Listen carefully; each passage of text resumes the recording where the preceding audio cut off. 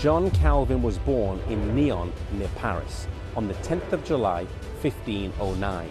He was thus only a child of 8 years old when Martin Luther, a man of 34 years old, nailed his famous 95 Theses to the door of the church in Wittenberg. Calvin did not experience the harsh upbringing that Luther had, but had a happy start to life, enjoying every prospect of success and numerous educational advantages. At the age of 12, he was appointed to a chaplaincy in a church in his hometown. His head was shaved and he received a tonsure. As he grew up, he wanted to become a priest and was soon noted for his intellectual ability, his blameless life, and his religious devotion.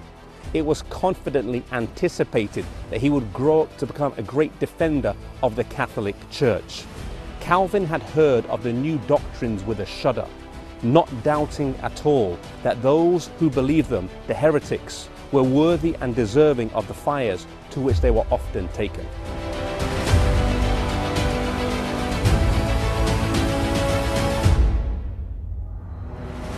At the age of 14, a plague hit the town where Calvin was living, and so he moved from his town here to Paris and studied at the University of Paris.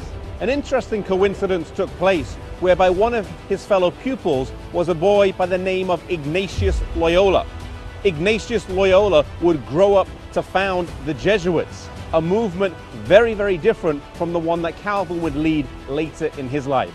Two pupils, both outstanding, but who would both have a vastly different impact on the world.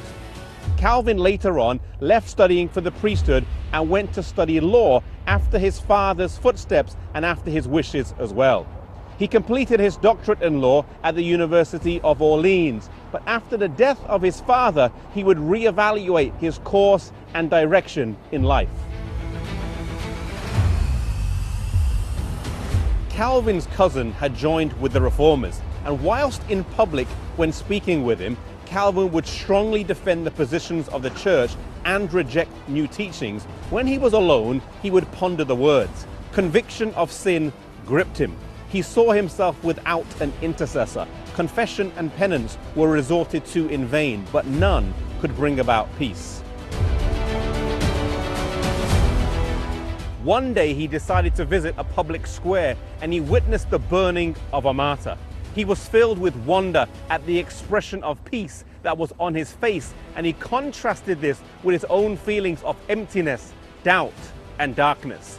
He knew that the martyrs rested their faith on God's word, and so he proposed that he would study the Bible to see if he could find the secret of their joy. As he studied the Bible, he found Jesus Christ. No one knows for sure when Calvin experienced conversion, but that he did is not open to question. His conversion was definite enough to cause him to relinquish all income from church sources and abandon any idea of entering the legal profession. This decision would have been costly, causing him to give up an immense salary and all comforts that he was accustomed to in life.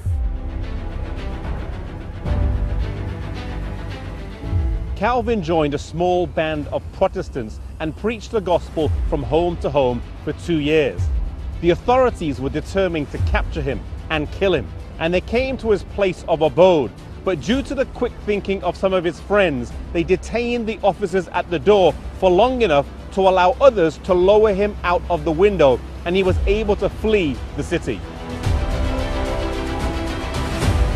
One thing that we learned from the life of Calvin is that no matter what you start out doing in life, it doesn't have to be that way for the rest of your life. He started out wanting to be a priest. His father wanted him to be a lawyer. He ended up doing neither of these things and would go on to be a great reformer who changed the face of the whole of Christendom. Maybe you're on a course of study that you don't really enjoy or know why you're there. Maybe you're doing something that your parents have imposed upon you and that you don't really feel is your calling. And God may be calling you to something different. And I want to appeal to you that if that is the case, then follow the leading of the Lord. You may have to change your course of study. You may have to change your occupation. But when you do that, that's when true satisfaction, purpose, and meaning comes in our lives.